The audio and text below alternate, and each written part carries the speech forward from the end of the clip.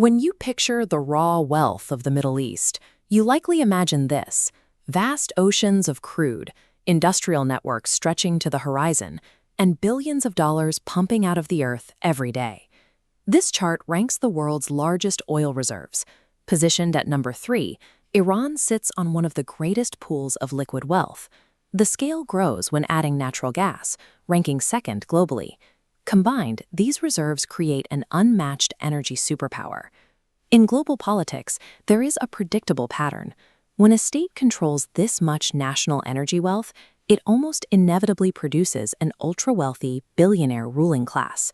Given these industrial realities and the sheer volume of resources moving through these refineries, the figures at the top of the state should theoretically be among the wealthiest individuals on the planet. The modern era of financial transparency has made it harder to hide that wealth. Massive data leaks, from the Panama Papers to the Swiss leaks, have exposed the private fortunes of dozens of world leaders. Investigators have spent years combing through these databases, specifically looking for any trace of the names connected to Iran's supreme leadership.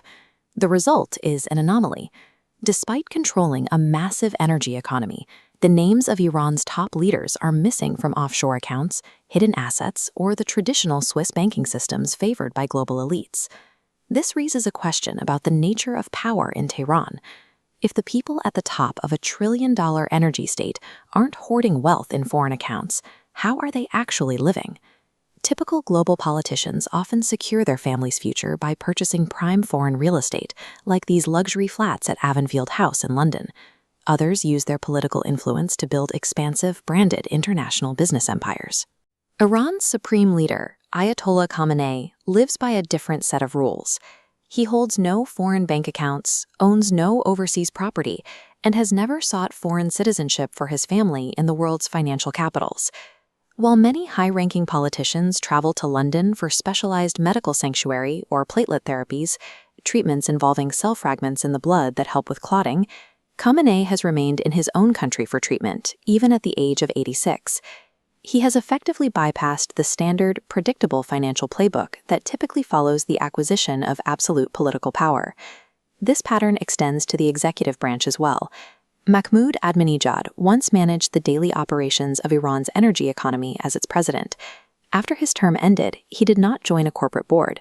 Instead, he returned to teaching at a university to earn his living expenses. His post-presidential life is defined by austerity. He drives a 1980s model car and is known to sleep on the floor. This return to a working-class lifestyle departs from the typical trajectory expected of former heads of state. In moments of crisis, global leaders are often accused of retreating to secure bunkers or prioritizing their own safety above all else. By contrast, Iranian leaders like Ibrahim Raisi have remained active in the field, accepting the physical risks that come with the role, a commitment that recently proved fatal for the president. For this leadership class, the commitment to their role includes an acceptance of physical sacrifice, which they view as a necessary extension of their financial restraint. The missing wealth represents a deliberate ideological stance. By choosing austerity over the opportunities available to them, these leaders align their lives with a specific religious framework. Within this philosophy, the accumulation of worldly wealth while holding public office is viewed as a spiritual failure.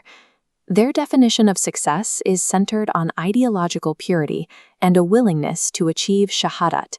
Shahadat is the Islamic concept of martyrdom, or sacrificing one's life for a divine cause, an act that commands significant cultural reverence. This raises a difficult question. Is this uncompromising rejection of wealth the most accurate modern reflection of genuine Islamic leadership? Looking at the broader global context, political corruption and self-enrichment are often accepted as an unavoidable part of high-level governance. Paradoxically, while the global financial system isolates the country, its top leaders remain notably absent from the foreign accounts and property portfolios that usually define political corruption. It challenges our assumptions about how powerful and successful political leadership is defined.